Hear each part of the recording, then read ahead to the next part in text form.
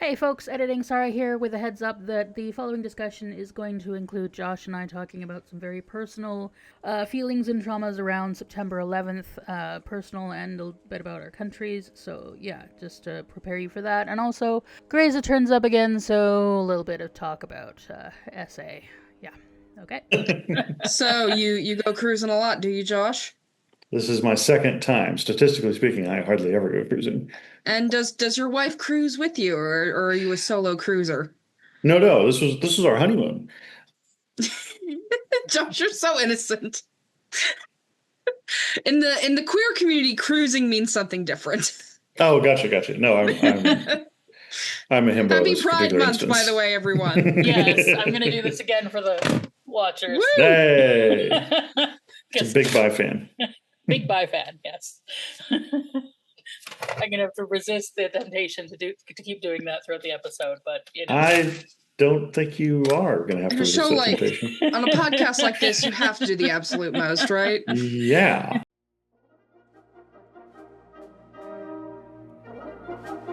Hi, friends, Howdy, y'all. Salutations. and welcome to Muppet Sex and Trauma. I'm Sara Ezzat. I make the Fat Culture Critic videos on YouTube. I'm Josh Gosdin. I'm a big old nerd. And with us today is Ren, once again returning. We need Hey. someone, if one of the listeners wants to like count up and see if Ren or Mandy has been with us most frequently, we have a little like competition going. Ooh. I kind of think it's Ren. And you're Ren the Barbarian, the YouTuber, right? Yeah, I am. And as Ren the Barbarian, the YouTuber, I'm wondering, does the person who's guested the most get like a prize or something, like a t-shirt? Our undying affection. Oh, I'll take it. If I win. So we're here today to talk about Terra Firma. One of the best episodes. Well, this is in my top 5, if not my number 1 favorite. You're in good company because this is apparently Ben Browder's favorite. That makes sense. This is one that stuck with me. Yeah. Yeah, me too. and Ben, man. I mean, the only reason this isn't my favorite is because The Way We Weren't exists. Mm. Sure. That was also a very good one. I guess. Wow, this can be hard. So somebody in the comments, if anybody's keeping track of the times that I said this is one of my favorites, please list them out. Compile a list of Josh's top 5 favorites. It's just like 30. I think we talked about before having like a constellation of favorites instead of like ranking. Yeah. I do like that approach, especially because I've also got a constellation of unfavorites. It's hard to judge until you've finished like the whole series. And sorry, please ignore my cat meowing in the background. Cannot hear, so you're fine. Yeah. Wouldn't be a leftist it wouldn't be a leftist podcast without occasional cat bombing. That was an impressive tongue twister. Usually it's Mandy who's cat bombs us, but yeah. Yet here we are. Terra Firma was written by Richard Manning and directed by Peter Andre Critic. John has really and truly finally reached Earth. The real Earth. The present Earth. No tricks, no illusion, no fooling. And Jack, his real father, is here ready and waiting for him. It's like Christmas morning. In fact, it's literally almost Christmas. And yet, like Christmas, the reality isn't quite what you expect. Feelings run high, conflicts emerge, and sometimes there's an unexpected guest. One big source of conflict is the knowledge and technology that Moya and her crew can provide humanity. John wants to share whatever he can with all of humanity for the benefit of the species. But the suits want to keep it all for America. And to John's shock, Jack agrees with them. Earth has changed while John has been away. September 11th changed it.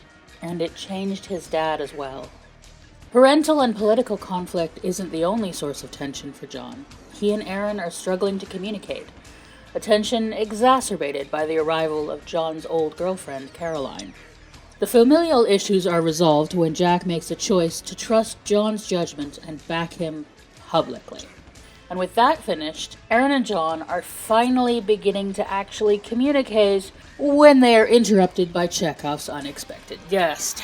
It's a Screeth, the nasty, blood-hunting creature which Greza left aboard Moya. She has been communicating with it as it observed Earth, and now has ordered it to kill Crichton. Aaron and John have to work together to defeat it. And even then, Dargo is needed to come in with the final shot. And with that, John and the crew feel the time has come to leave. John bids a tearful goodbye to his family and promises to return someday. So, initial thoughts? Ren? Well, I think this episode could be summed up in the phrase, Dad, there are bigger problems than Al-Qaeda.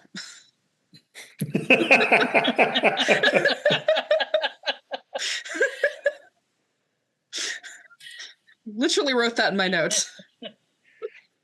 That is a line. That is a line that happened.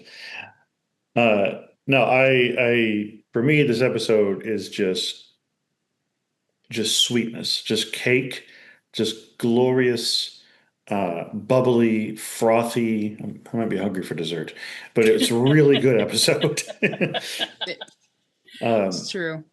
We did a live reaction for our patrons. Indeed. And it was probably pretty boring because most of the episode I was just glued to the TV. Like I was in it.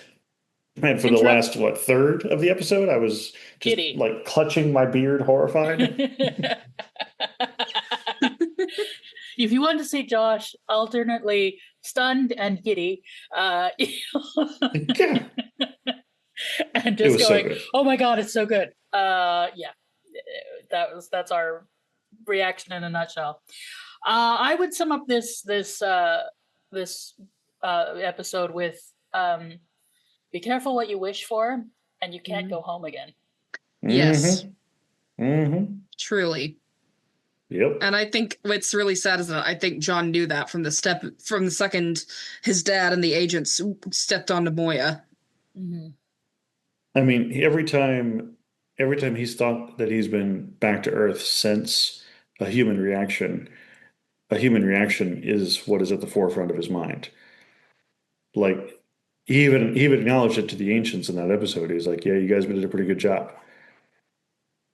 You know, and it's unfortunately it bears out crushingly realistically in this episode. Mm-hmm. I have several temperature-based takes. I don't. It'll be up to you whether or not they're hot.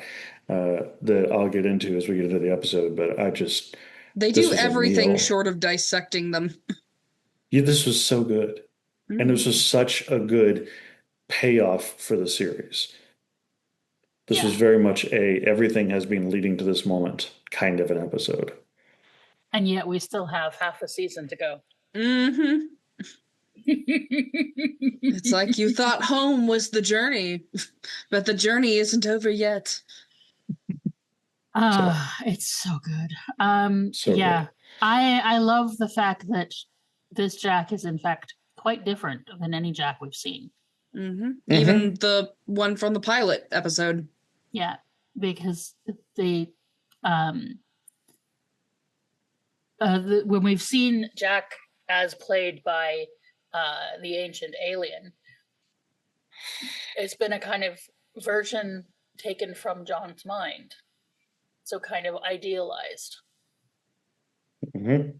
Or we literally saw him out of John's mind on a couple of occasions. John's, fooled again is literally John's imagining his dad. Mm-hmm.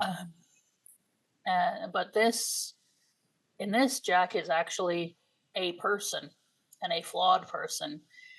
And, the parental issues are real and grounded. And the two Very stubborn men, and John being confronted that his hero worship of his father is not actually the person he is. And I love that also confronts Jack and makes Jack try to be better.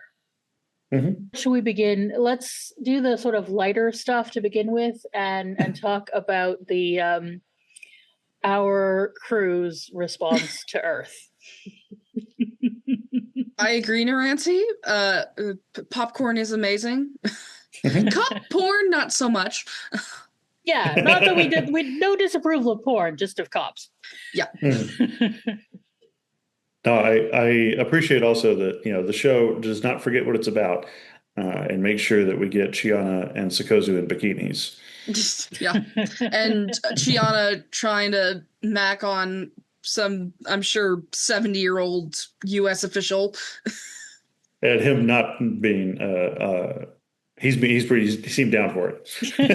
She was I mean, who wouldn't be? Yeah. Yes, and Granny singing "Heart He Rods Engels Ing." She's trying. She was really trying. I mean, I appreciate the decision to set this episode at Christmas because it definitely gave it a very like whimsical, magical kind of a feel. Mm-hmm. And correct me if I'm wrong, but this didn't air in December, did it? It aired in January. Yeah, so it wasn't for American television anyway. It wasn't the traditional Christmas episode. Yeah. Yeah. Interesting. That's, but yeah, and I love that we sort of have you expect from the opening that it's going to be big and dramatic, right? Mm-hmm. And then we go a month later, and John is reflecting, and we just go for totally personal. Mm-hmm. They did a really good job. When Farscape does character well, man, they just nail it. Like every secondary character in this episode, every guest character in this episode felt like a real person. It's really easy, I think, to sort of lean into those kinds of stock archetypes. And I'm thinking about the film Contact, and especially once the alien signal is discovered in that film. Spoilers, I guess. James Woods' character, Angela Bassett's character, they're very like archetypal government suits.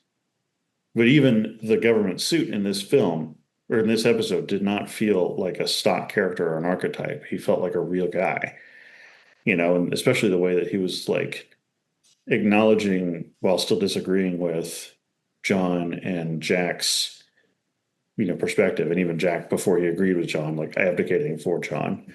In that scene that we got, like everybody felt so very well fleshed out, and this was a fucking 45-minute affair. Like, hats off, well done, kudos all around. This is Richard Manning, just exceptional writing. My man. Yeah.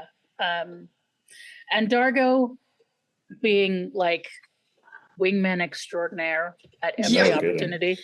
Dargo truly was just chilling this episode. He was the bros bro. I mean, him and Chiana had a little bit of. He was being a bit. He was not being helpful to her. They're definitely having still having residual issues. But that's human, It wouldn't. Well, Luxon, I don't know. They're all allegorically human, and it wouldn't be, it wouldn't be right for him to be absolutely perfect. But he's just like 90% there. Mm-hmm. He's doing better than maybe he's done, but he still ain't there. Mm-hmm. I have one criticism of this episode. You mentioned that you would, and I've been dying to hear it. I'm wondering if it's the same criticism that I have. Oh boy. I don't like. I feel like it's kind of wasted John's best friend.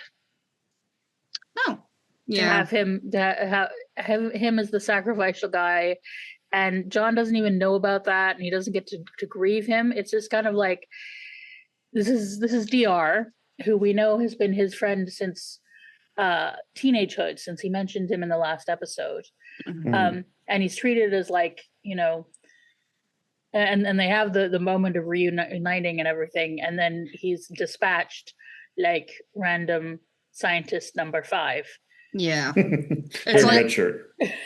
if Yeah. John knows what happened, then it's like we never see his reaction. So I'm guessing they just never told him, which is really unbelievable. Yeah, and that just that just doesn't feel. I think if you have a character who has been made important and referred to a few times throughout the series, and that it's this is a little more than just to be dispatched like that, and I think that easily could have been just scientist number 5. Instead of being his friend. Like you could have altered the character without altering the plot. Yeah. I'm trying so hard to remember who Laura is. Laura? The girl that like John was it turned out that her and DK were like married and John was Oh, like, I thought you yeah. said he was boring and I forgot she had a name. it's like, is she John's coworker? Is she a friend, an ex? I don't know. Yeah, I assume there was some kind of friend. Yeah. I mean, I like that they gave, that they had like the sense that life had moved on, and the whole thing, like that their DKs had a relationship that developed works. It's fine. It's Mhm. just, it's just a little bit of fleshing out someone in the background. It's just to then take that as your like sacrificial scientist just doesn't quite sit right. Yeah. That's fair. I know in an episode as loaded as this, there probably wasn't time for it, but it would have been nice if they had one conversation between John and DK, like of like, how DK has developed over these years when John is gone. Like, how is the World Trade Center changed him? Yeah. What's your criticism, Ren? Was it this? Well, okay. To Farscape's credit, they handled this kind of scene more delicately than most media would, but I don't really love the juxtaposition of like Aaron and John's ex, like, like the jealous the jealous catty fighting kind of thing. Like I said, it's a little more nuanced than most media would handle it, but it's still like, oh, I think he might have feelings for you still. Well, I think he has feelings for you. It's like I don't know. It's just it feels a little like really. Yeah. I actually I appreciated that scene because I thought it was going to go catty. And I guess if this is sort of a backhanded compliment to the episode, it wasn't as catty as it could have been. Yeah. Like it was definitely Aaron initially, being like, no, no, he's clearly still into you, Olivia. But Olivia being like firmly like, no, he's not. Like I legit have been throwing myself at him Yeah. and he has not bit. Oh, Like that they had that conversation, I really appreciated. just If to it flag, wasn't for girlfriend's name is Caroline, sister's name is Olivia. Oh, thank you, Yeah. thank you, thank you. yeah, if it wasn't for the like the ongoing storyline with like the don't feel anything drugs like Oh, it jeez. this plot line wouldn't make it this thread wouldn't make any sense with like her being insecure in their relationship and thinking, oh, maybe he wants his old girlfriend back. But even then, like, I don't know. I mean, obviously Aaron has insecurities, but like this one of like, oh, maybe he likes someone else. This just felt very like teenage girl to me. It felt a lot more immature than Aaron is. Yeah. Aaron has been very subdued these last 2 episodes. And I think that, excuse me, I think that that is related a lot to, kind of the emotional trauma and hardship that she underwent in season 3. Like she is a much quieter version of herself in season 4 so far. Yeah, definitely. Mm-hmm. Yeah. I really love her performance in this episode, and I agree. Like, yeah, the Caroline stuff it served its purpose, but it could have been better. It was a way to get there. I'm not sure how I feel about John. Doesn't feel like the sort of person who had casual relationships. But the previous relationship we've seen discussed was we had the high school girlfriend who now he has cheated on. Who turned out to be Chiana. Well, no, there was the girlfriend he cheated on with Chiana.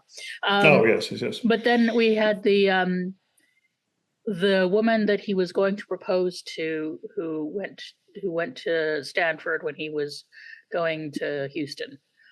Mm-hmm. It's Back a bit in Rhapsody like in Blue. It just, he kind of feels more like a girlfriend guy. yeah. And he's been so devoted to Aaron. And It's I don't know. it's a bit like in Star Trek how like every other episode they introduce some like new girl and it's like it's one of Kirk's old girlfriends from the past, and Bones or somebody will be like, Jim, you almost married that girl. It's like, how many girls did he almost get engaged to? Really? Well, I was about to point out that that's for John anyway. That's much less casual relationship guy, and much more serial monogamist. Like, Definitely. can't be alone. Yeah, but Definitely. but he says that. But Caroline says that their relationship was just casual fun. Which also, Yeah. I'm wondering, why do you turn up when your casual fun guy has been away for 4 years? That's exactly the Why point do I you was about to turn up make. on his doorstep? That And like you just immediately start making out with him. I'm like, even if it was just a casual situationship, like if that was somebody I was with and that happened to them and they suddenly came back, I think I'd treat the situation with a little more delicacy than like, hello, Johnny. Yeah, no, I got mistletoe. she is a bit of a This- conflict vending machine. Yeah. the subtext that I feel like the actress is putting into it was, or that I picked up on, and maybe this is my inference rather than her implication, was every time she said casual relationship, that was defense mechanism denial. I don't think that it was casual for either one of them. I think that that's what she's been telling herself, and we never actually hear John characterize it. Yeah. Honestly, that's fair. Yeah. Because I mean, if you're especially, not to get all Apollo on it, but if you're going to be in a relationship with an astronaut and then he vanishes into space, like, you would probably find ways to massage your own pain. Yeah. That makes sense. But yeah, that she's a bit of a conflict vending machine moment. But other than that, like, I think the feelings that they have about it are real and grounded. So it's kind of a yada yada yada that gets us where we need to be. Yeah. Because I like Aaron in that scene. Yeah, I like that scene. Yeah. Oh my God. Like I like that she is confused about relationships. That is a very Aaron thing, and sort of needs relationships for human males for dummies. It's quite possibly like the most vulnerable I've ever seen Aaron. Like, she's like, John, I'm not good at feelings. Oh, that scene. Oh my God. Aaron's one tear scene just Oh my God. tears me open, but Same. Aaron hasn't really had a girl to girl talk like that since Zahn died. Yeah. Like, she, in a way that she was able to lean on somebody. She and Chiana have definitely had, please don't come at me in the comments. Aaron and Chiana have definitely had girl to girl moments, and they've supported each other kind of a way, but it has always felt like Aaron has had to be the mentor to Chiana. Yeah. Whereas Zahn can be the mentor to Aaron. And Sara has talked about how like being a part of like the Peacekeepers has kind of unwomaned Aaron. So in many ways, she's like kind of a genderless character, and I think that Zahn could kind of bring out like the femaleness of her in a way that like her relationships with like Chiana or such wouldn't necessarily. Yeah. Because like Like Chiana is sexually secure, but Zahn was emotionally secure. Yeah. This is why I also really love her interactions with Olivia, even though they're small. She gets the chance to try out different clothes, and it's not like Fool to Get That was or so Human sweet. Reaction when it was this over the top flowery skirt dress thing. It was just like, here are some t-shirts and jeans kind of. I'm trying to make you comfortable, not make you like into a Barbie doll. Yeah. Right.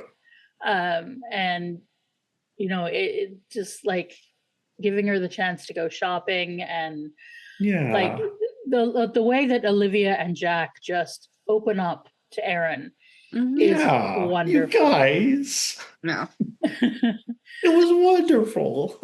And I love Olivia is one of those one episode characters that I think is just exceptional work. I don't know. I wonder if Richard Manning has a real sister, because she feels she's very sister. She's very like the conversation that she has with John and everything. But like, yeah, her bonding with Aaron, and then Aaron having the conversation with Caroline, where Aaron is not understanding where John is at all. Mm-hmm. She's like, but he said, but I'm listening to the words that he said. And Karen's autism. Like, exactly. Autism mood for the win. And Caroline is like, boys don't always say what they think or mean what they say. And Aaron, like X-Files music, like what? It's like, let me give you some neurotypical advice for a second. Neurotypical Earthmen for dummies. See anybody's got that book, publish it. But also we have Jack reflecting that he's telling her that he sees that John has feelings for her. Yeah, that scene in the Prowler between the two of them, it's a very like interesting scene, because it's like, I like the way that the actor who plays Jack plays it, because it's like, you don't know if he's playing it as like, oh, I really like you with my son, I really want, y'all to be together because you make him happy, or I don't want you to be with my son because being with you means it might take him away from me. Mm-hmm. But like you said a minute ago, Sara, like he and Olivia went out of their way to make all of them really, but to make Aaron specifically feel welcomed. They did. And that was such a refresh. Again, not what I feel like many, if not most, sci-fi would have done. This episode examines xenophobia in a very specific and subtle way, whereas I feel like a lot of other sci-fi would have just throttled up into examining racism in an unsubtle way. Yeah, we do have Jack saying it might bother him if he thought of her as an alien life form. Yeah. Like I caught that line, and I mean, so did she, obviously. Like Claudia Black's reaction was very well played, but also one of the first, if not best, ways of us overcoming our own biases is admitting that we have them in the first place. Mm-hmm. Yeah. A lot of people are afraid to be impolite, and so they never grow. Yeah. It is an episode about xenophobia and racism in a way, but it's like a very specific like time and mood of that, and it's, I mean, they say it in the episode. This is very clear. This is very post 9/11 Farscape, but like, it's like the xenophobia that we were going through at the time was like very specific, and I think that's reflected well here. Is this should I talk about the Arab perspective now? Please. I've been waiting for you to open the door, because then I'm going to burst through. Okay, so keep in mind I was 4 when it happened, so I was 22. And it was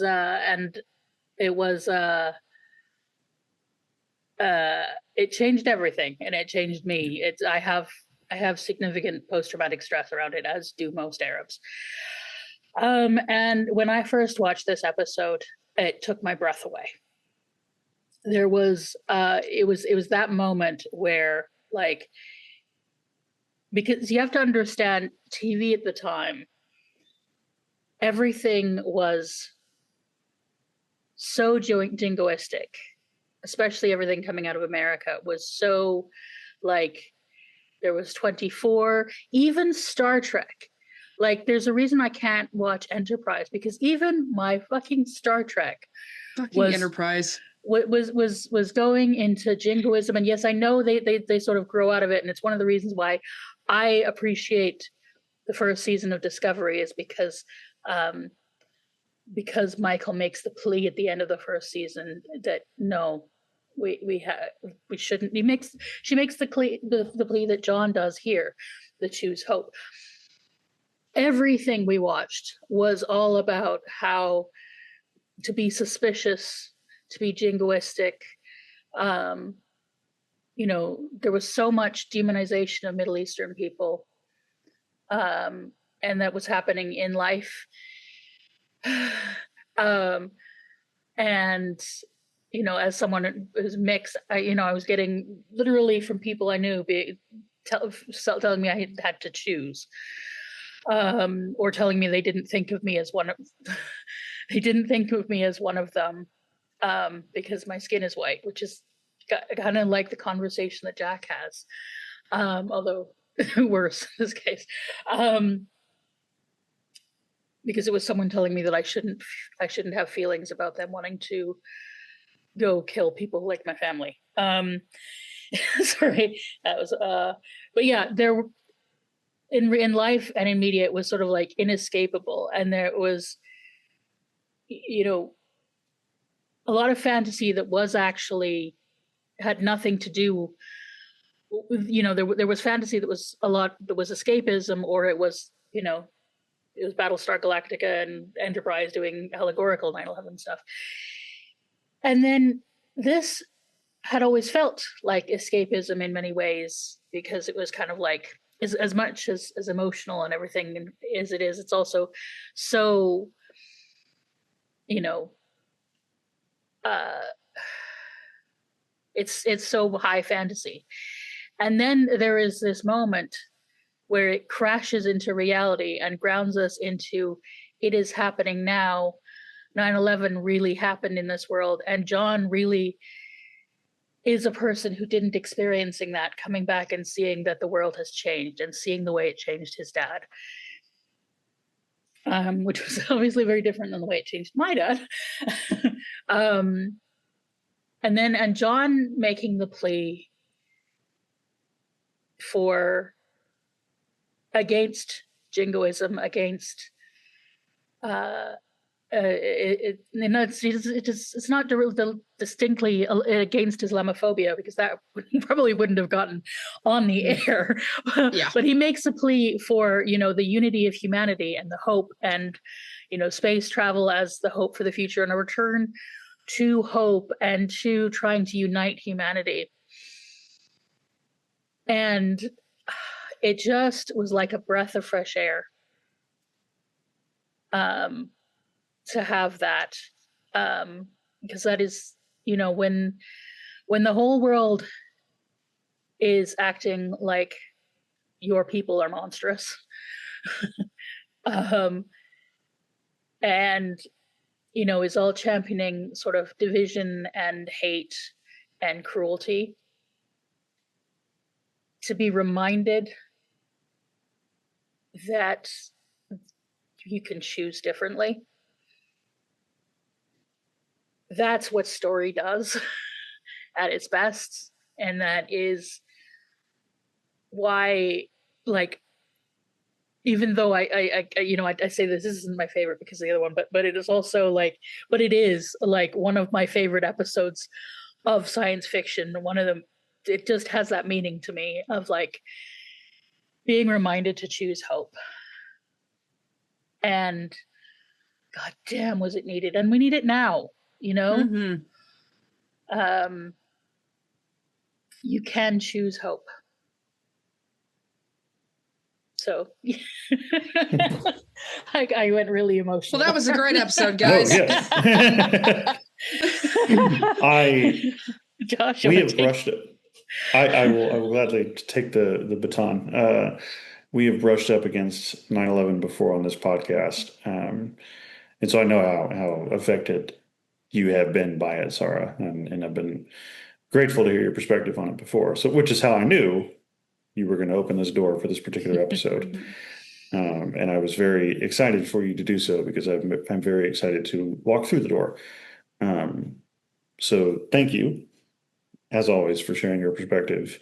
I always maybe this is part of my American myopia, but I always forget that the world outside of America was affected by 9/11, not just us. Mm-hmm. Yeah, we did a really good job. The United States did a really good job of making it everybody else's problem. Yeah. I think in America, like we tend to see Canada as this land of happiness and unicorns, where you guys are just above all of the nonsense. No, that's right, isn't it? There were Canadians on the flights. There were Canadians in the towers. There were people from all over the world who died. You guys caught all of our airplanes after we stopped all air traffic. And that is the narrative Canada tells about 9/11 is the Come From Away. And I love Come From Away. If you haven't seen it, you should absolutely watch it. And I love that they include the perspective of an Arab man in it, because it is really easy, especially Canadian propaganda is always, at heart, we're all good. and it's good to include, no, sometimes we can fuck up too, we can be prejudiced too, and So your experience and my experience are obviously going to be different. You and I have also bonded before over both of us having mixed ethnic heritage, and how that has affected our perspectives and such. And I specifically, when I think about the commentary on 9/11 that I've appreciated in media, I think about the way that it has confronted, I want to say especially, but not exclusively, white America with its own hurt and fear-based reaction. 9/11 scared the hell out of everybody who was watching it on TV, watching it happen. I was in the 8th grade. I was 13 years old. And I heard the second tower fall live on the radio because my history teacher turned on the radio. And my parents' marriage was in shambles by that point, but this was one of the last times that I saw them hug each other. It was after my mom came home from donating blood, and my dad tagged in, and my dad went out to donate blood. And that was really affecting to me because, like, such a heinous and horrific kind of a thing to happen. And they were my parents more than they were each other's spouses in that moment. And it's so hard for me to describe how scared many, if not most of the adults in my life became after that, and how quickly that fear turned into anger. And I'm not trying to do a Star Wars thing. How quickly that fear turned into anger, because that fear made so many people feel out of control. And anger helped them feel in control. Mm-hmm. Being able to blame somebody helped them feel in control. And that pervades to this day. One of the reasons why we have the president that we have, one of the reasons why the alt-right has been able to flourish the way that it has in the United States, is because it has tapped into that unhealed anger and fear in so many people. And they have been so comfortable with it and so unwilling to confront it in themselves, because it goes back to that whole like morality concept surrounding racism, that if you're racist, you must be a fundamentally bad person. So I can't possibly be racist, right? Mm-hmm. How dare you call me a bad person? But no, we all have our own biases. We all have our own bents toward and away from different groups and identities and people and stuff like that. And the only way that any of us get better about it, the only way that John's dad got better by the end of the episode, is because he said it out loud. He admitted it. He admitted, a lot's changed since 9/11, son. I think I'm more comfortable imagining you as human, Aaron. And by the end of the episode, he changed. Mm-hmm. He was better. He was able to double down on the hope that John was trying to provide.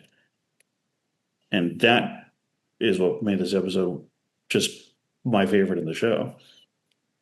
It's an uncomfortable topic, for so many in the United States, for so many today, to watch media that directly reflects the post 9/11 climate in anything other than probably American kind of a way.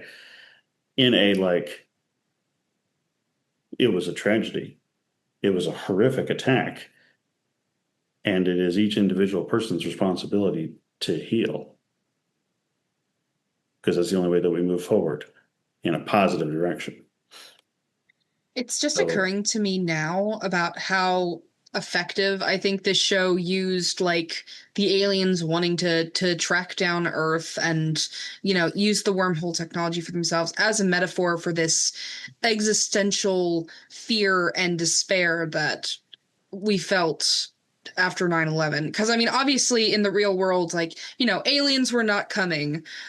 We had nothing to fear, but it's like there was still something that needed that we needed to unite over. It's not something like physical, like an alien. It's something metaphysical. It's something emotional that, you know, we don't have a name for, but, you know, it's like it's the darkness. It's hopelessness, and, you know, I think this is a good story about, you know, somebody who decided that no, it's like we can't give in to that. We're stronger together. Yeah. And it's not easy to choose hope. it's not. And I think stories do us a disservice if they portray that choice as easy. It's not. And anger is a very human response. It Fear and is. anger. I mean, because although, I mean, I was like anyone ever, I was like most people at home on September 11th. You know, just kind of like, oh my God, the world has changed, and also very quickly worried about like, oh my God, please don't let this be Muslims, because what will that mean? And my parents were actually in Britain, and they had to fly home a few days later, and they our whole family feels indebted to an air hostess who remembered them from their previous flight, and was just like, Dr. Ezzat, how nice to see you. She's just like, incredibly, people choose hope and people choose kindness in moments of fear.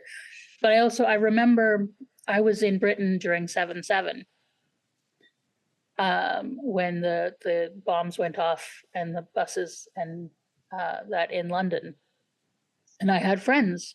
My cousin was working in London and so many people had to walk home, and, you know, it was, but I experienced that whole thing at work, you know, and the fear and the worry about people that we knew that we couldn't get in touch with. And, you know, and then I also had to break the news of that attack to a friend of mine who was from East London, who was Muslim.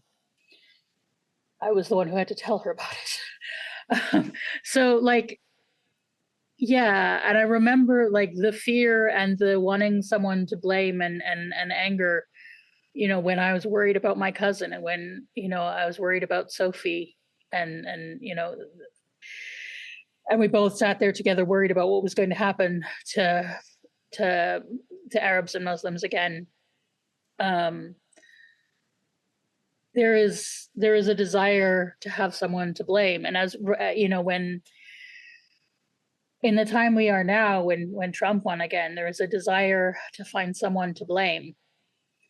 And we're also seeing what happens. His rise has been so much based on giving people someone to blame and someone to fear. In this case, immigrants and trans people. So the three of us all know what it's like to have some part of us be demonized and used as as something as a sop for other people's fear. And so we know both sides, but a lot of people don't know both sides. A lot of people only know the fear. And yeah, it is. And you need someone like John. You need stories like this, and you need someone like John to offer you that you can choose, and you can change, and that hope is always an option. And, we're recording this on the first day of Pride Month, so. Hope is always an option. Yeah. Oh. So that was heavy. Shall we do anything else in this podcast? Sure we do. We also do silly. Should we move on to something silly? I don't know. What's the is there anything silly left? Yeah, that U.S. agent who kept popping up, who was very clearly Australian and really there's a really lot of trying his hardest with to do an American accent. He was There's a lot of people trying really hard to do American accents. He was doing so much. Congress really wants an answer. It's like, do you have ping pong balls in your mouth, sir? Trying to shoot his gun. It reminds me of that scene in Godzilla 1998 when they pass out the chewing gum to all the French special ops folks. And he goes, makes us look more American. That was my Jean Reno impression. He ends up being very Agent Smith, because that is also an Australian trying very hard to be American. Yeah.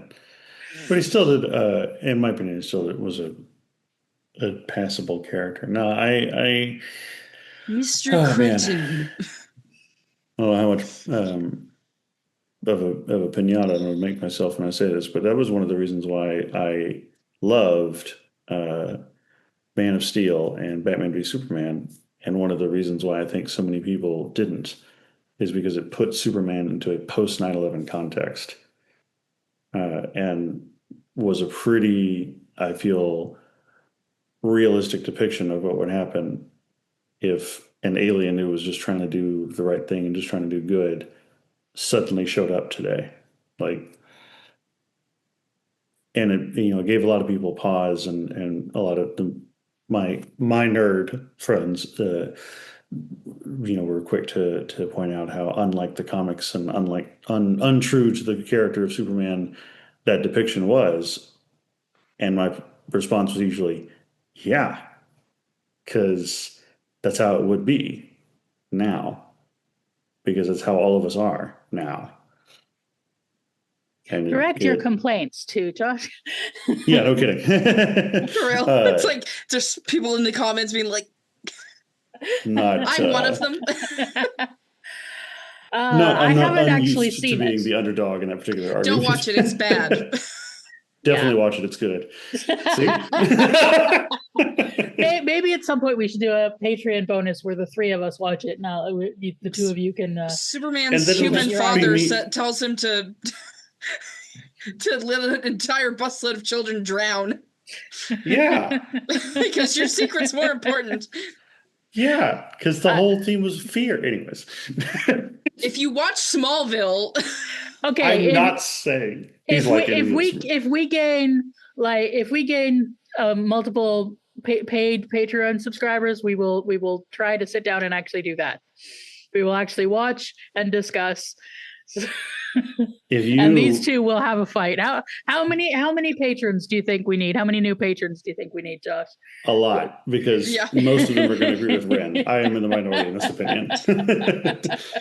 You don't understand. Superman was my first favorite fictional character, my first hyperfixation. So yeah. I'm a little bit protective of Superman. That's why I'm so hopes are high for this new movie.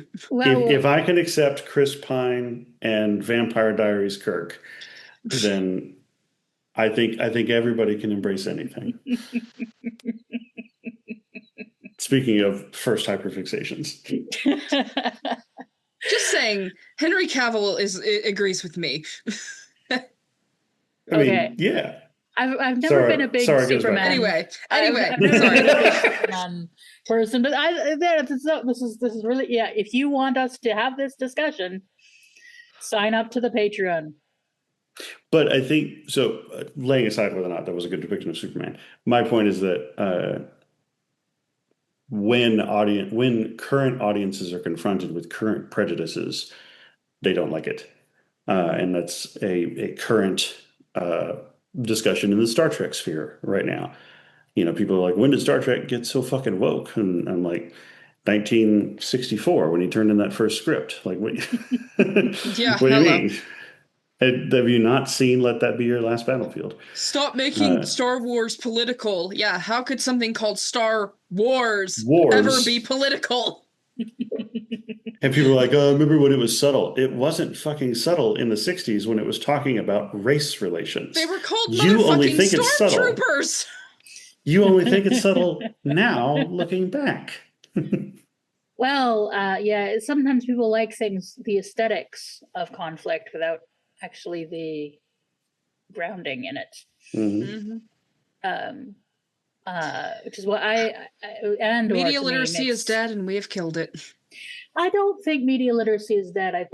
I know we didn't kill it. I think exhaustion makes it harder. True. I think stories are empathy engines, and people are having a lot of empathy burnout.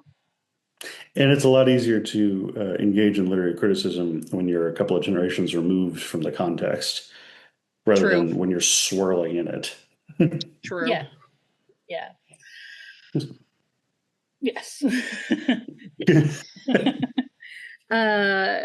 And it is hard work to confront your biases, I think. Absolutely. And it's a muscle that needs practice. And the thing is, those of us who are in some way liminal or removed from, especially if you're liminal in terms of identity from the majority perspective, from the hegemony, you kind of, whether you're willing to or not, you get practice with the empathy and the bias stuff, and it does become a bit, you do become used to it, to practiced at it more than people who are not confronted with it. And that is not me doing pity the white boys. It's just like, it's just a thing. People do need to be educated on how to do it, and they need patience. And they need examples like Jack Crichton, who is the all American boomer. Oh yeah, hero astronaut guy, making the choice for hope, learning from his son, confronting his own biases, and it's great to see. They say you can't teach an old dog new tricks. I say, why not? If it's the right dog, we can all be that dog. Yeah. I feel like the metaphor's gotten off the leash there, but yeah. Okay, so let's talk. We talked about Aaron being welcomed by John's family, but I want to talk about Aaron and John sort of attempting to communicate, and then almost finally actually doing it. Kind of hard to communicate when, one half of the conversation is doped up on friggin' snail juice or whatever the fuck that is. Yes, and we finally, Aaron hasn't confronted John about it, but we know she is now aware. She's confronted Naranti about it.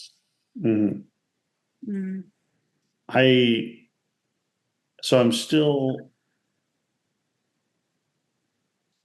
not quite there in the text of the show, in the performance that Ben Browder is giving us. I'm still not quite there on how much this drug is affecting him, except that by this point, he feels like he's really dug his heels in a way that he hasn't previously. This was the first, let me say it a different way. This was the first episode where I started to see that the drugs are affecting the character, because he's dug his heels in a way that he hasn't previously in the show. Like he's like stubbornly and passive aggressively continuing to not give Aaron an inch. And she has made multiple attempts by this point to discuss, rekindle, reconcile, any number of things, their relationship. And he's just like, cling to us. Like, yeah, do what you want, Aaron. It's finally starting to be noticeable, and this is me reflecting on a criticism that I've levied in the past couple of episodes, that it wasn't really noticeable.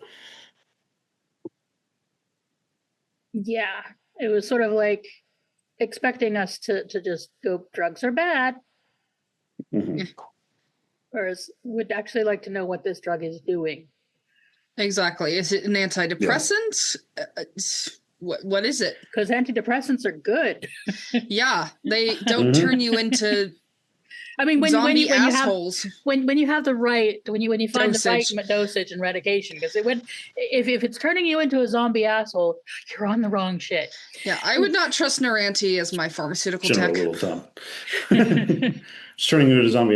General rule of thumb, like regardless of the medication. Yeah, being on the wrong stuff can have some bad effects. I know, but just consult your pharmacist and try. Yeah. But it's also, I think it's also reflected in John's not just unwillingness, but inability to open up to his father and to his family about what he's been through over the last couple of years. He keeps saying like, I can't tell him. I don't know. Like, I couldn't tell him about it, that kind of a thing. And as I was watching the episode, my evolution, my understanding went from like, he's holding back because it hurts too much to talk about, to he literally doesn't know how to talk about it. And I think that is also, like, no matter how magical Farscape is with its science, this drug is not numbing out one emotion. It is numbing out all of his emotions. Yeah. I think there is an instinct of like when you're going through it to hold it, at least for me, to hold it in, because you feel like you don't want to burden your loved ones with that. And it's like, if everything were to come out, like the realities of what he's gone through, the torture, the sexual assault, it's kind of like you worry about like how your loved ones would look at you differently, or even like how they would feel guilty for like not being there to help you, even though it's like, how could they be? But yeah. Yeah. And like, he has done things to survive as well that he probably wouldn't want his dad to know about. Sure. It would be hard to talk about. That's unquestionable. Yeah, I mean, this is an experience none of us have had, but there is, I think, some influence of a sense of a combat vet returning home and not knowing how to talk about, what they went through. Absolutely. John and Jack absolutely give me like military family vibes, even though it's not really the military, but it's paramilitary. I mean, Jack is military. Yeah, NASA is the astronauts are usually connected to. Yeah, definitely. Like the military has its fingers in NASA. Yeah, and now it really has its fingers in it with friggin' Space Fleet, Space Force, whatever it's called. I can't even with that. But there is something about trauma is very isolating. Depression is very isolating. There's always, we talk about depression lies to you, or, the brain weasels, as Zilla likes to call them, that it lies to you and tells you that no one is going to listen, and that you need to keep it all to yourself, and that you'll be a burden. I think a lot of us who've dealt with depression or post-traumatic stress disorder or anything like that have experienced that. And I know, like, I talked about the sort of post-traumatic stuff about being Arab after 9/11, and my family has a we don't talk about stuff rule. Sort of culture is less now because but all I learned later that all of us were suffering and none of us talked to each other about it. And it wasn't until, my siblings and I did have a chance to talk to each other about it that was part of our healing for us. Each of us had to seek treatment in some way or another, counseling or something because of it. And, my dad was extremely depressed, but didn't talk about it because we don't talk about negative emotions. And it's just like, I think John and his father clearly have a much more healthy relationship, but still, there's still a reluctance to talk about the dark stuff. Mhm. He touches on it with his sister. I think that scene is beautiful where Yes. but Well, it's very much a touch and then find excuses, and they bond over the missing their mother. and to be clear, I love that the episode did that. I think it's perfectly in character with John. Like when we talk about, we're not talking about, John struggling to communicate his emotions, and that's not me criticizing anything about the episode. I loved the character play in this episode. It was so fucking good. It is deeply human. And the reluctance to talk about the dark stuff is what leads to conversations like, son, you don't understand 9/11. No, Dad, you don't understand space fascists. Mm-hmm. And who is the stubbornest of the stubborn? Yeah, that was a funny thing. We'll share that title.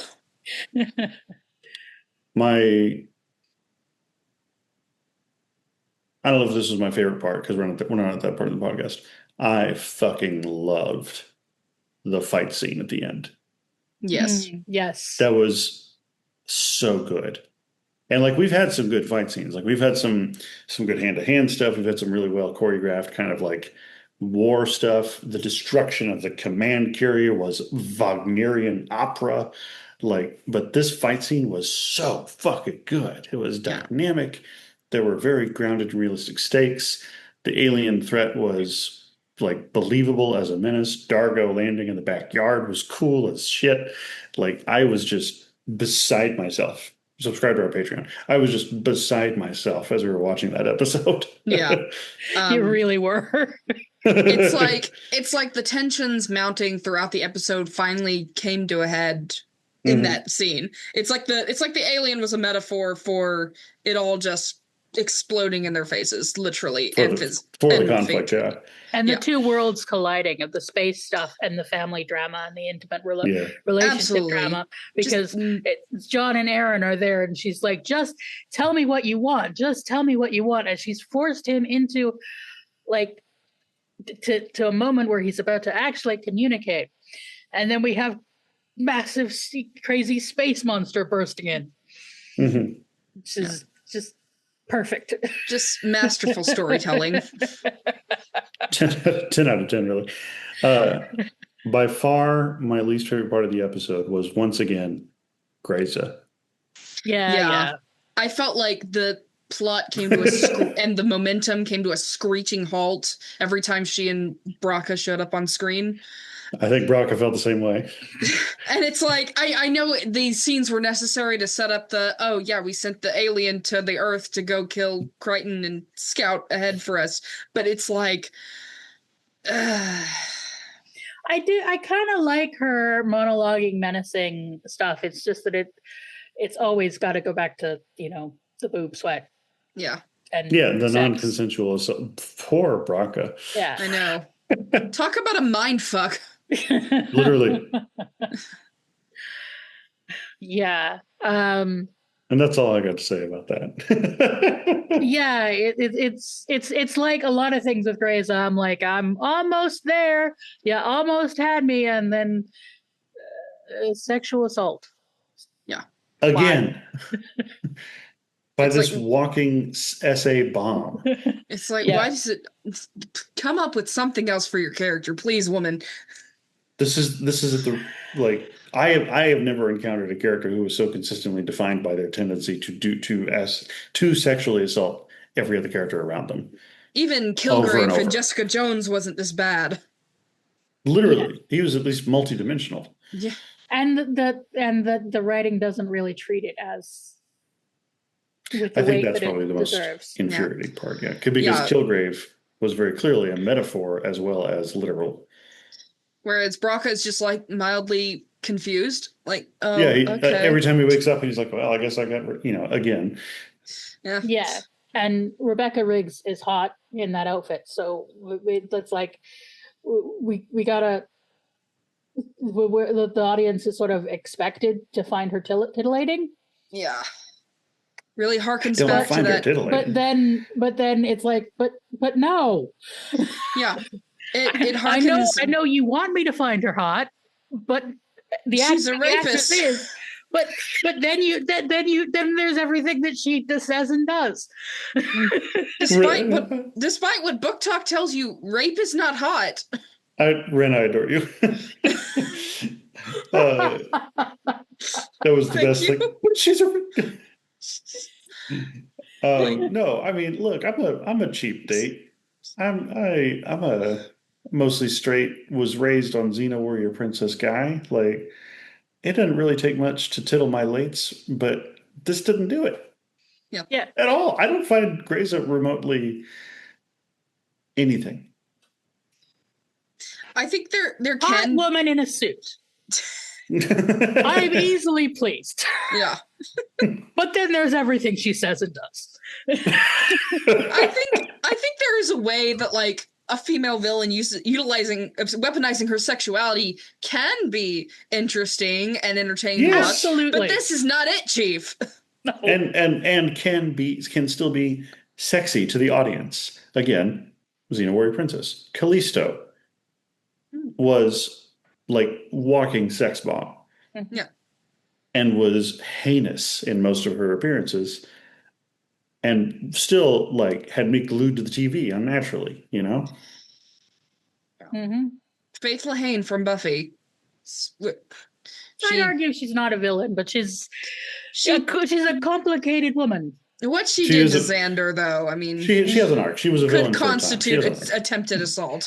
Yes, absolutely, and the fact that it's not treated by both him and Xander, and Riley and Buffy, all of that is assault. But yeah, that's complicated.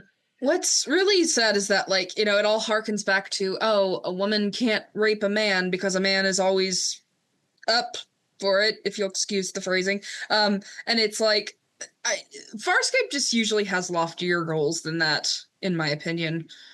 Yeah, it is just too often. It's just a well they go too often, especially in season 4. And I was about to comment. It seems like season 4 they've sort of lost track of their sexual compass. And especially as I think basically everybody reads Braca as gay. Yeah. Yeah. Absolutely. He's very confused at having had sex with a woman. He's just very confused in general, but yes. What? Yeah. Yeah. So, like, is there any way we could have the monologuing without the assault? Yeah. Yes. Like you had... I'm going to answer your question. Yes. She could have just said something like, "Oh, you fainted again," or something. Like, it didn't have to be, "Yeah, I fucked you." Yeah. Or she could have just told him what she was doing. Like, that... So often in this show, the villains wield their power over their victims with the truth. Mm-hmm. Like, she could have just been like, "Yeah, I'm borrowing your consciousness again." And I think that could have leaned in like really well with, like, the whole fascist dynamic. Like, I am your commanding officer. I'm telling you to be a vessel for my xenomorph knockoff. Like, you're gonna do it. And Brock would be like, yes, ma'am. Mm-hmm. Like, I guess I'll have this silly putty on my forehead again. Yeah, I mean, the only reason to not do that is if she suspects that he's spying for Scorpius. Which so far the text, which would have been narratively interesting. Yeah, could have been. Yeah. But if that is like intended subtext, not remotely conveyed. No. Yeah, and I mean, it's we had Scorpius in a Dom suit for most of his villain appearances, slithering around every scene that he's in. And he was still more titillating than Grayza with the boobs hanging out. Mm-hmm. Yeah. Yeah. But speaking of Scorpius, because that's a drum that we have banged every a lot this season. But Speaking of Scorpius, man. But speaking of Scorpius managing to be titillating, Scorpius and Sikozu. Let me just. It's much more grounded. I will say that. Well dressed here. We're going to talk about Scorpius. Man, aren't you supposed to be undoing buttons because it's like, woo, it's hot in here? No, I would have looked good for the man. That's fair. Oh, wrong one. That was good. What's wrong with us? Oh yeah, I'm sure that went well for the. I'm gonna have to edit slightly differently on the audio version, I think. Or you could all just subscribe to our YouTube channel. It's very difficult to describe the scene between Scorpius and Sikozu without sounding like a horny 14-year-old boy. So I'm not going to try. It's like, it's not just purely like a power dynamic. Like, there is like some affection there. I mean, I'm not saying that Scorpius isn't absolutely exploiting it for his own gains, but it's like, you know, yes. there is like some affection there where you buy into. It's like, yes, okay, I could see where Sikozu would fall under this guy's spell. Yes, 100%, yes. So random's observation, but I'm not sure I've ever seen a better use of wet look lipstick. Mm-hmm. Oh yeah. Like, she is just salivating. Literally. and like at the death pack they're making together. It was giving Joker and Harley. A little bit, yeah. Yeah. It's Would you live for me? It's that very Byronic. I think it's a little bit healthier than Joker. That's true. That's not a high bar to clear. Let's be clear. I mean, he did choke her, but like she's into that. It's not just straight up abuse. She's clearly into it. Yeah. It's giving the Byronic, like, oh yeah, death is so hot. Bonnie and Clyde, maybe more than Joker and Harley. Yeah, definitely some Bonnie and Clyde. There's. You all right, Sara? you kind of started mumbling a little bit there. I was thinking Leopold and Loeb, or definitely partners in crime and other things. Yeah, and like that was the most effective. Not a pan over to a fireplace, like pre-sex cut. They absolutely banged them out of the wormhole. Yep. And you can't convince me otherwise. Yep. Yep. Yep. And I think it was excellent use of the two of them. Like, it's just it doesn't take anything away from the action of the rest of the episode. Just having this little moment for the two of them, little bit of advancing the plot. Oh, I got it. They're Spike and Drusilla. Yes, they are Spike and Drusilla. I think that makes Scorpius Drusilla, though. Yes, I think it does. Yeah, that's true. Spike would probably like being choked, let's be honest. Yes. And I don't think Spike is, and I don't think Scorpius is in any way monogamous. No, absolutely not. Considering last episode, not last episode. When was it? It was 2 last episode.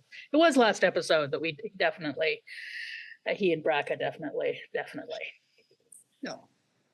Yeah, and I like her brief moments on Earth too. I like her response to humanity, and the just leave. No, I will not let you X-ray me. Shut the fuck up, Norancy. Yeah, there's charmingly light moments in this episode that is so very emotional. Mm-hmm. Mm. I feel like it needed that to balance it out. This episode was such a well-earned culmination. Yeah. I was just if I had to make a complaint, it's that it's too much good. I mean, we did find things to complain about, but that's We kind did, of our we did a couple- that's kind of our did. job here. That's why. It That's wasn't why. flawless. That's why No. Grayza was there, to add some badness just to balance out all the good, so it wouldn't be too good. Clearly, You that's- never get something truly flawless. Yeah, but well done, Richard Manning. This was exceptionally good work, Mwah. and the direction as well, Peter Andre Kiddish. Just, yep. Yep. By the way, an interesting behind the scenes thing. There is a reason that the screeth is green, is because they kind of wanted to be inspired by The Grinch Stole Christmas. Interesting. Oh, okay. See, to me, it was giving like Green Goblin vibes, but I mean, it definitely has Green Goblin vibes as well. I don't know if Spider-Man was out by that time. Yes, it was. Yeah, the Tobey Maguire was, yeah. Okay, so Misery, misery, misery, Spider-Man. I think it came out in about 2002. Yes, you're correct. nice and slow. Oh, well. Does anybody have anything else to talk about in this one? I loved the background bit where they were loading up to leave Earth, and like there's just mounds and mounds of bags of popcorn. Do you have any guesses, Josh, about what's in any of the other packages and presents that they got for John? Hopefully a family album or two, maybe some of the many pop culture things he said that he's missed. Movies. I don't know, if Moya can play movies or not, but movies. Cowboy boots. Well, we will see at least some of the presents. Oh, really? Yeah. Well, Maybe he'll finally get a toothbrush. fantastic. Yes. So we'll wait and wait until those pay off. But yeah, this is an exceptionally good episode, and just all around. I am just spinning my wheels while I look for the title of the next episode. You're doing Distraction.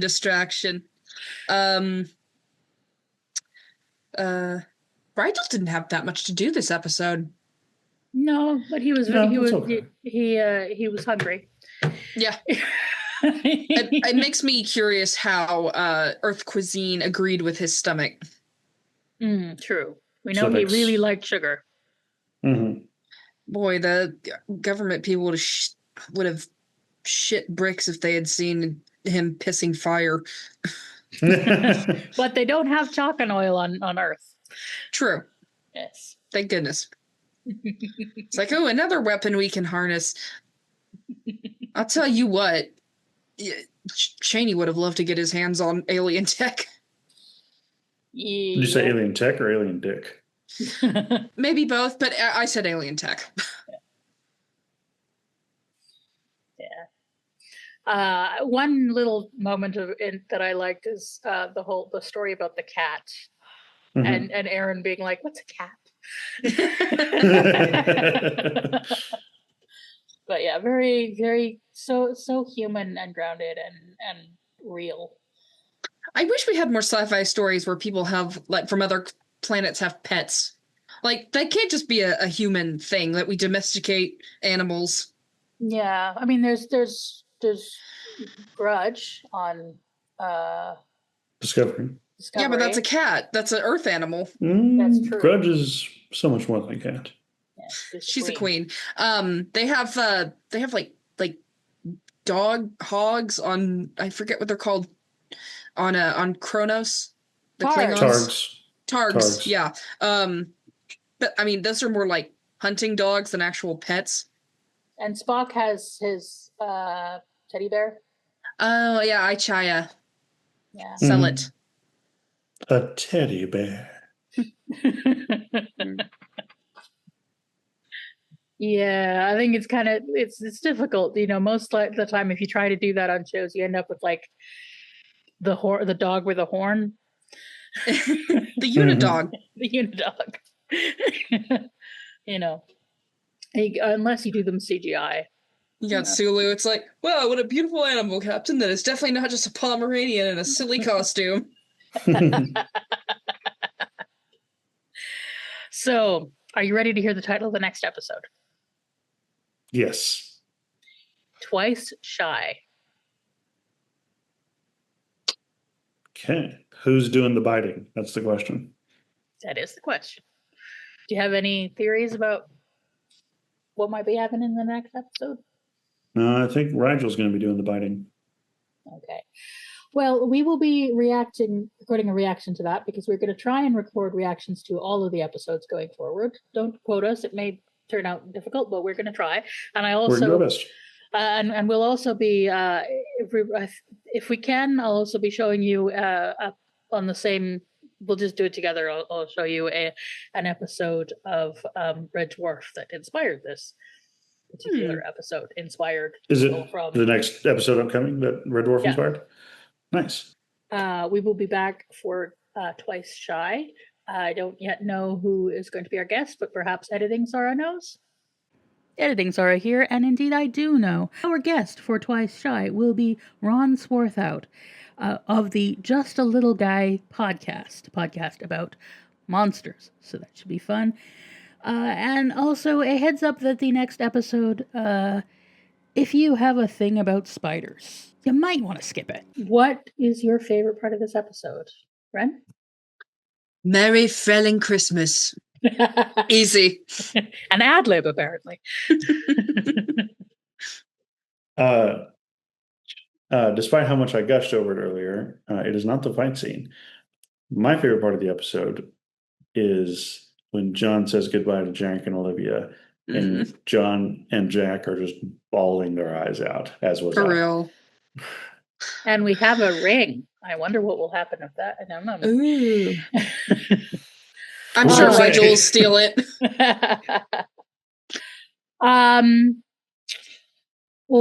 Favorite part.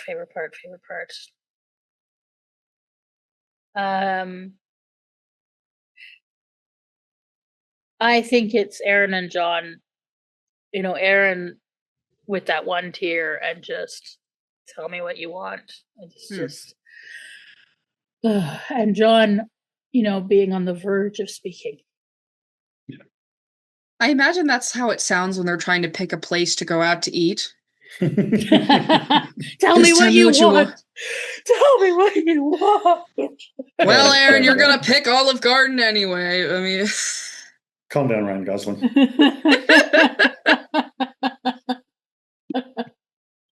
What do you want? Yeah. I don't care what they want, what your parents want. What do you want? Actually, I want free birds. I was thinking of those vultures from the Jungle Book. And like, what do you want to do? I don't know. What do you want to do? Don't start that again. And on that niche reference, we are really out there today. Okay, so thank you once again for joining us, Ren. You always are a pleasure. Among our favorite people. Aww, I like you guys too. And would you like to tell the folks where they can find Ren the Barbarian, the YouTuber? Right. Okay. So you can find me on Blue Sky, Tumblr, Instagram, not TikTok anymore because 2 months ago my TikTok got hacked by somebody selling some kind of weird Japanese mop, and TikTok will not give me my account back. So if you want to find me on TikTok, I am now the real Ren Shady. But yeah, and mostly you can find me on YouTube. It's been a hot second since I posted a video, ever since I got a full-time job. But yeah, I make videos about Star Trek and other pop culture. It's a good time. Mm-hmm. It is a good time. Can confirm. Yeah. The time is good. Josh? I am mostly an idea, a concept, a philosoph, if you will. But I do occasionally frequent the Instagram at Josh Gosdin. If you want to come over and hang out, there's food, there's self-care. We just hang out together. Will there be wedding pictures? What about you, Sara? There will be wedding pictures. My wife and I finally got to have the wedding that we didn't get to have a year ago, and finally got to have the honeymoon we didn't get to have a year ago. I just stepped off a cruise ship, not like just now, but like earlier today. And those will all be all over my Instagram as well. You've earned it. Sara? I am at the Fat Culture Critic on YouTube, and I'm working on some stuff, but you know what I'm like. I have a lot of ideas, but trying to make brain do work, and it takes a while for things to come together. But I should have something out for Pride, and we are doing a live Shakespeare reading for charity on the 20th. We're doing Midsummer's Night Dream once again, and both Ren and Josh are going to be involved. Ren is going to be our fairy queen, Titania, and Josh, you are going to be Lysander, if memory serves, and I'm going to be Helena. So yeah, I'm gonna actually try and be like one of the bigger roles, because you're gonna do great, sweetie. Having been the previous Helena, I'm excited to see your Helena. Yeah, so we'll do that as a fundraiser, likely for Gaza. It's there are so many things we want to support, but I think that's where we'll be sending our funds for this one. Yeah. And you can find me on Blue Sky. The link is in the doobly-doo, and of course you can also find our podcast both on Blue Sky and Facebook, and also you can find us at patreon.com/Muppet Sex and Drama. You can also email us or join our Discord. And if you want to send us comments, please address all anger about superhero conflicts to Josh. As I'm just not a Zack Snyder person. But if we get enough people, I don't know what the number. If we get 5 new Patreon supporters. Paid Patreon supporters, we will make some time to have me actually watch Zack Snyder's Superman with the two of you, the Man of Steel thing, and we'll have a conversation about it. Batman v Superman, nah. I don't Josh think you v. guys Ren. understand. I don't think you guys understand what a struggle and sacrifice this is for Sara. So subscribe. Hurry. Do it. It's not like you're making me watch the Star Wars prequels. So if we hit 10 new Patreons, definitely, we will start with 15. The Phantom Menace. 15 for the Phantom Menace. If I have to watch Jar Jar Binks again, Lisa, your humble servant. Oh God, I knew you were going to do it. Cut, look. End it. Take us out. Play us off.